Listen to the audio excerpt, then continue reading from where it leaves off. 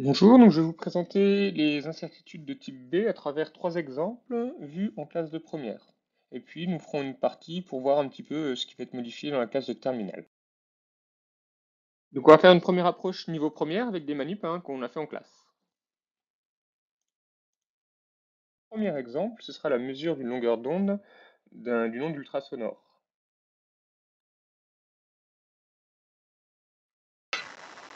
Pour mesurer la longueur d'onde, donc on a un émetteur d'ultrasons qui va envoyer donc des ultrasons aux deux récepteurs qui sont ici.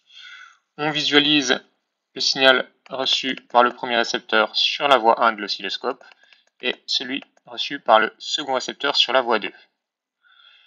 Hop, je vais aligner la règle avec les deux récepteurs. Les deux signaux sont en phase tout simplement parce que le son parcourt la même distance, enfin l'ultrason parcourt la même distance pour aller sur l'un ou sur l'autre des deux récepteurs. Je vais reculer le récepteur 2 de manière à ce que hop, les deux signaux se trouvent de nouveau en phase. Ok, donc j'ai reculé de ce qu'on appelle une coïncidence. Ça correspond au recul d'une longueur d'onde. J'ai donc la longueur d'onde qui est comprise entre 0 et 2 cm. Alors la première chose qu'on va dire, c'est que notre incertitude, c'est uniquement dû à la lecture sur la règle graduée. D'accord? C'est très important lorsqu'on fait des incertitudes de préciser comment est-ce qu'on les a déterminées. Ce qui nous amène à une longueur d'onde comprise entre 0 et 2 cm. Ok, donc graphiquement ça donne ça. La longueur d'onde c'est bien ce petit rectangle vert. Elle est bien dans l'intérieur de ce rectangle vert. Donc la valeur qu'on va retenir, c'est le centre de cet intervalle. Ok, donc on fait la moyenne. Et puis pour trouver l'incertitude sur cette mesure, on va tout simplement chercher soit l'écart entre le centre et l'extrémité droite, soit l'écart entre le centre et l'extrémité gauche, ou tout simplement on prend la largeur de tout l'intervalle qu'on divise par 2. Ce qui nous amène à une longueur d'onde qui vaut 1 à plus ou moins 1 cm. On vérifie bien que notre incertitude porte sur le chiffre des unités, donc que mon chiffre exprimé pour la valeur retenue, c'est bien sur le chiffre des unités.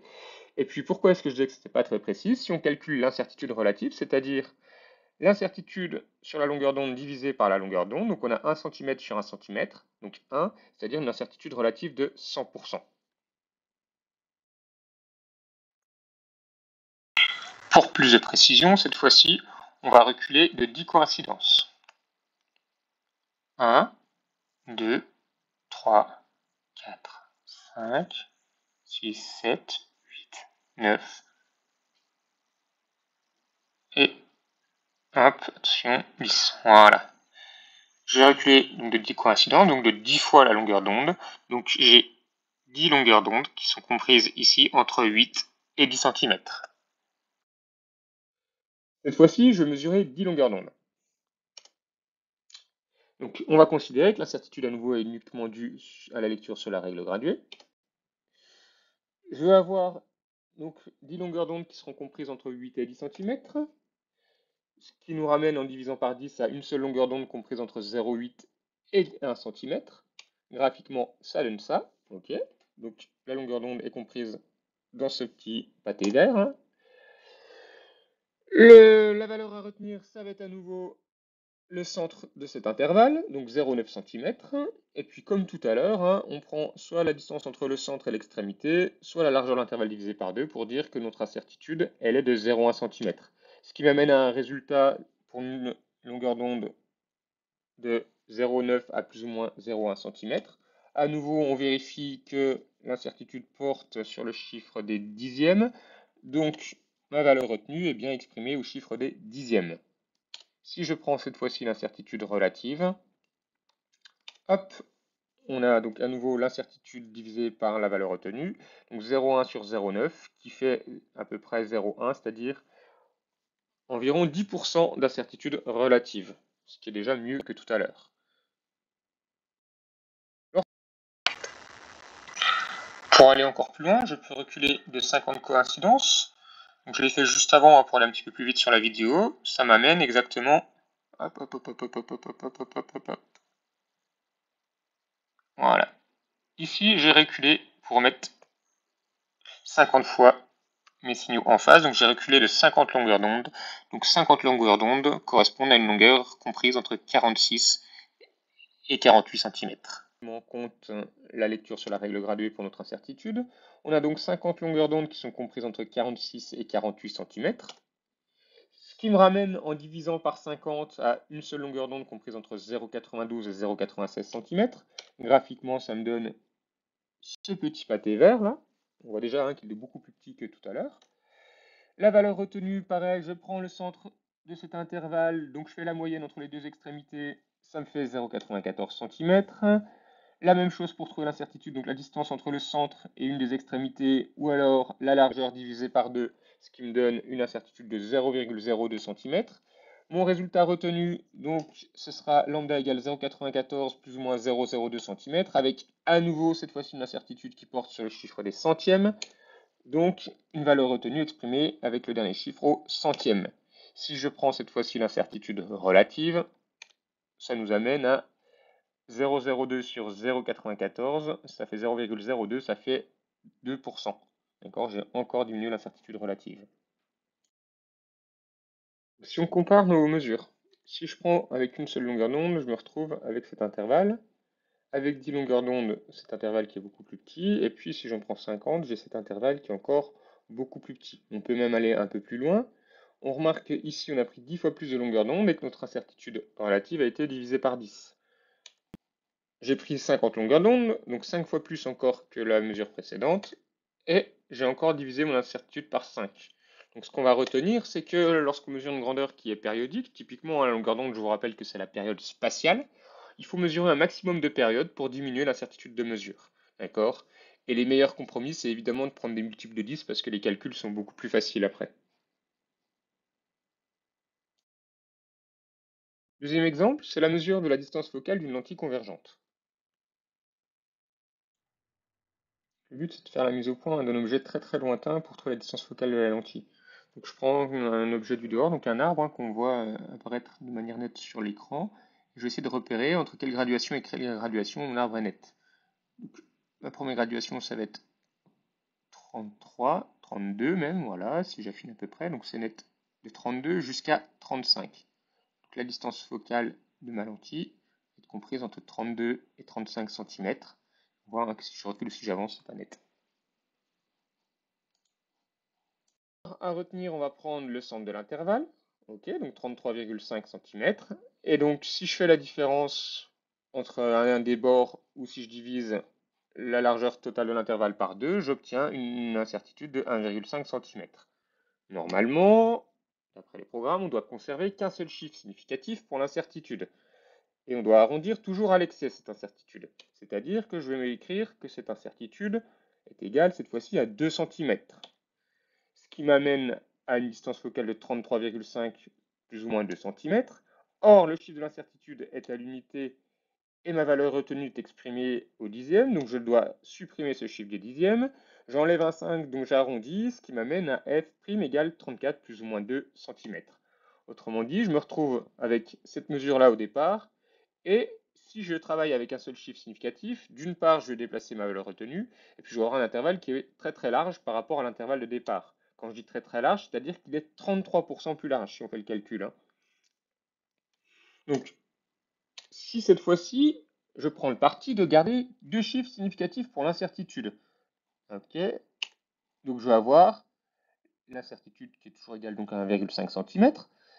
Mon résultat, c'est 33,5 cm plus ou moins 1,5 cm. Dans ce cas-là, j'ai bien une incertitude sur le chiffre des dixièmes. La valeur retenue avec le dernier chiffre sur les dixièmes, c'est tout bon. Hop. Et cette fois-ci, si je prends la représentation, eh ben, j'ai un intervalle qui colle parfaitement à mon intervalle de départ.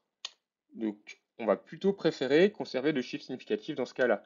Et ce sera assez souvent le cas. Ok? Parce qu'on tronque un peu moins notre résultat. Attention, ce n'est pas du tout ce qui est préconisé dans les programmes. C'est-à-dire que dans vos copies, il vaut mieux garder un seul chiffre significatif, même si ça a moins de sens. Troisième exemple, la mesure du volume équivalent lors d'un titrage. Ici, on a le titrage d'une solution de diode par une solution de thiosulfate et on fait descendre le thiosulfate goutte à goutte dans l'Erlenmeyer. Le but étant de repérer la disparition de la couleur brune. Hop. Voilà, donc début de disparition de la couleur brune, on a un indicateur diode, on a 8,8 ml. On continue le titrage et on considère que la couleur a totalement disparu à 9,2 millilitres.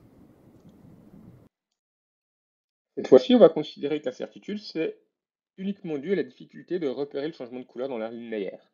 On ne va pas tenir compte de la précision de la burette graduée. Ce qui m'amène donc à un volume équivalent compris entre 8,8 et 9,2 millilitres. Hop, graphiquement, ça me donne ça. Comme d'habitude, la valeur retenue, c'est le centre de cet intervalle. Et puis l'incertitude, c'est l'écart entre le centre et une des extrémités, ou la largeur de l'intervalle divisée par 2, donc 0,2 millilitres. Ce qui m'amène à un résultat de 9,0 plus ou moins 0,2 millilitres. Incertitude sur le chiffre des dixièmes, donc résultat exprimé avec le chiffre des dixièmes pour la valeur à retenir. Hop, et si je regarde un peu la précision annoncée par les constructeurs de burettes, on voit que pour des burettes de 25 millilitres, on a une précision de plus ou moins 0,03 millilitres. Donc il n'y a aucun souci, on peut largement négliger ces 0,03 millilitres par rapport aux 0,2 millilitres de difficulté à repérer le changement de couleur. Le but étant de faire toujours les incertitudes de la manière la plus simple possible. Et bien d'expliquer comment on a fait. D'accord? Dites bien comment vous avez fait pour déterminer votre incertitude. Donc, comment est-ce qu'on peut passer à l'incertitude type? Donc déjà, ce qu'on va dire, c'est que l'opérateur est certain que sa mesure est située entre A et B. Graphiquement, ça se traduit comme ça. On est certain que notre mesure est ici, donc on appelle ça un intervalle de certitude. Cet intervalle a une largeur C qui correspond à la différence entre B et A. Ce qu'on va faire, pour passer à quelque chose de plus statistique, on va considérer que notre mesure X, c'est une variable aléatoire qui va suivre une loi uniforme sur l'intervalle AB. Autrement dit, notre mesure a exactement la même probabilité de se retrouver n'importe où entre A et B. Et comme la somme des probabilités de se retrouver dans cet intervalle doit être égale à 1, on a forcément la hauteur du rectangle, qui correspond à la valeur de f de x, qui vaut 1 sur b moins a, puisque la longueur du rectangle est de b moins a. Voilà. Ce qu'on va faire, c'est qu'on va aller chercher l'espérance de cette loi uniforme. L'espérance, c'est la moyenne des valeurs que peut prendre la variable x. Donc tout simplement, ici, ça va être a plus b sur 2. Et cette espérance, ça va être la valeur retenue. Ensuite, on va prendre en compte la dispersion à travers voilà, donc l'espérance. Et évidemment, la borne b est située à c sur 2 plus loin que l'espérance. Et la borne a est située c sur 2 avant l'espérance. La dispersion donc sera traduite par la variance. Ok. On peut calculer la variance, on fera les calculs un peu plus tard dans la vidéo. Donc ça fait c carré sur 12. Et moi je vais prendre l'écart type qui va être la racine carrée de la variance, qui va être c sur 2 racine de 3 ou c sur 2 sur racine de 3. Hop, voilà à quoi correspond graphiquement l'écart type. Il est là en bleu, d'accord, autour de l'espérance. Et cet écart type, ça va être pour nous la valeur de l'incertitude type. Donc ce qu'on va retenir, c'est que la valeur retenue, ce sera l'espérance de cette loi uniforme. Okay, je vous rappelle que c'est la moyenne des valeurs que peut prendre la variable aléatoire. Et puis pour l'incertitude, on va prendre l'écart type qui traduit la dispersion. Okay, et ce sera C sur 2 racine de 3. Tous ces calculs d'espérance, de variance et d'écart type, je les détaille à la fin de la vidéo. Vous pouvez les regarder, mais c'est assez facultatif parce que ça repose sur des notions mathématiques qui ne sont pas votre programme de terminale. Si je prends un cas concret, donc la mesure du volume équivalent lors d'un titrage, je vais reprendre exactement le même cas que tout à l'heure. Donc l'opérateur, il définit son intervalle de certitude. Autrement dit, il est certain que son volume équivalent est compris entre 8,8 et 9,2 millilitres. On rappelle que c'est lié à la difficulté de repérer le changement de couleur. Donc qu'est-ce qu'on fait avec ça? Donc graphiquement, on va faire notre intervalle de certitude ici. Ok. Et puis on va considérer que la mesure du volume équivalent, c'est une variable aléatoire qui suit une loi uniforme sur l'intervalle 8,8-9,2 millilitres. Donc, notre volume équivalent, il a exactement la même probabilité de se retrouver partout dans cet intervalle. On va aller chercher, donc là, cet intervalle a une largeur de 0,4 millilitres, et on va aller chercher son espérance. Hop, donc l'espérance de cette variable aléatoire, ça va être donc la moyenne, ici, qui va être à 9 millilitres. C'est la valeur retenue, ça correspond pour une loi uniforme exactement au centre de l'intervalle. Ici, hop. Donc entre l'espérance et les bords de l'intervalle, j'ai bien 0,2 millilitres, hein, l'intervalle total divisé par 2. On va aller chercher la dispersion à travers la variance. Je vous rappelle que la formule, ça va être la largeur au carré divisé par 12. Et on prend l'écart type qui est la racine carrée de la variance. Ok. Donc le calcul me donne un écart type de 0,1154 millilitres. Hop, graphiquement, voilà ce que ça donne. Donc ce qu'on va retenir, on va pas refaire ces calculs à chaque fois, hein, c'est qu'on va retenir que le volume équivalent, c'est l'espérance de cette loi uniforme. Autrement dit, on va prendre le centre de l'intervalle, exactement comme on faisait en classe de première. Et puis pour l'incertitude, cette fois-ci, on va prendre donc concrètement l'écart type de cette loi uniforme, et ça revient tout simplement à prendre la largeur de l'intervalle total et à diviser par 2 racines de 3. Qu'est-ce qui se passe maintenant si je dois écrire mon résultat? Donc ici, on a l'intervalle de certitude et puis l'incertitude type qu'on a calculée, hein, avec notre loi uniforme. Hop. Si jamais je conserve qu'un seul chiffre significatif et que j'arrondis, toujours par convention, à l'excès, je me retrouvais ici avec une incertitude sur le volume équivalent de 0,2 ml. Donc un volume équivalent de 9,0 plus ou moins 0,2 ml avec à nouveau ici l'incertitude qui porte sur le chiffre des dixièmes, donc mon dernier chiffre exprimé dans la valeur retenue au dixième. Hop. Graphiquement, ça donne ça. C'est-à-dire que mon incertitude type, si je garde qu'un seul chiffre significatif, elle est assez loin de l'incertitude type brute, puisque j'ai tronqué mon résultat de 73%. Qu'est-ce qui se passe cette fois-ci si je conserve deux chiffres significatifs pour l'incertitude? Et à nouveau, je fais un arrondi à l'excès. Ça veut dire que l'incertitude, cette fois-ci, je vais l'écrire 0,12 millilitres. Donc je vais écrire que ma valeur retenue c'est 9,0 plus ou moins 0,12 millilitres. Je me retrouve avec une incertitude qui porte sur le chiffre des centièmes. Ce chiffre n'étant pas exprimé dans mon résultat, il va falloir que je rajoute un 0. Voilà mon résultat retenu. Si je regarde graphiquement ce que ça donne, eh ben on est beaucoup plus proche de notre incertitude type que j'ai appelée brute. Okay, donc on va beaucoup moins tronquer notre résultat puisqu'on tronque uniquement de 4%. Donc à nouveau, on va plutôt conserver deux chiffres significatifs, okay, même si ce n'est pas ce qui est préconisé par les programmes, parce qu'on tronque beaucoup moins notre résultat.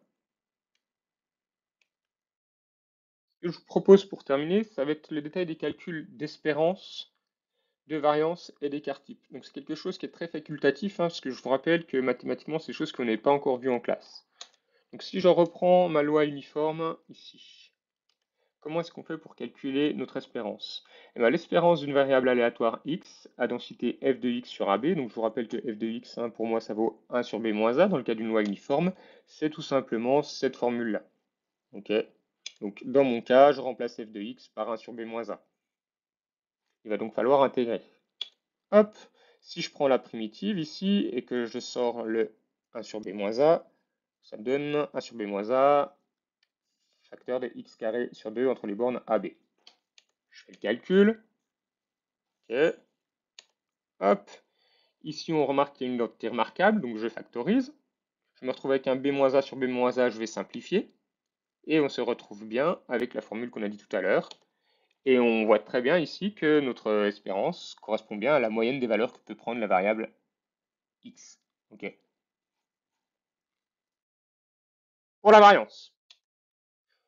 Hop, donc la variance d'une variable aléatoire x à densité f de x sur AB, la définition, c'est la variance, c'est l'intégrale de x carré f de x dx, moins l'espérance de x au carré. Donc, on fait le calcul, donc on remplace f de x par 1 sur b moins a, on prend la primitive, donc j'ai sorti avant le 1 sur b moins a, la primitive de x carré c'est x3 sur 3, je suis toujours entre les bornes a et b, et j'ai remplacé l'espérance, hein, par sa valeur calculée juste avant. Hop, on se retrouve donc avec cette expression-là. Ici, j'utilise une identité remarquable ensuite associée à un polynôme d'ordre de 3, d'accord, pour factoriser, ce qui me fait apparaître un b-a, qui va se simplifier. Ok, si je mets tout au même dénominateur, je me retrouve avec cette expression-là que je simplifie. Hop, on remarque qu'il y a une nouvelle identité remarquable. Et on se retrouve avec la variance qui vaut b moins a carré sur 12. Et je vous rappelle que b moins a, c'est la largeur C. Et je vous rappelle que la variance, hein, c'est une mesure de la dispersion des valeurs d'un. Hop, si je prends donc cette fois-ci l'écart type. Donc l'écart type, c'est égal à la racine carrée de la variance. Hop. Donc je prends la racine carrée de mon résultat précédent. Donc on se retrouve avec b-a sur racine de 12. Je vous rappelle que b-a, c'est ça, c'est c. Hop. Donc on peut l'écrire, soit c'est la largeur de l'intervalle divisée par 2 racine de 3, soit c'est la demi-largeur de l'intervalle divisée par racine de 3. Voilà, je vous rappelle que graphiquement, ça donne ça, l'écart type.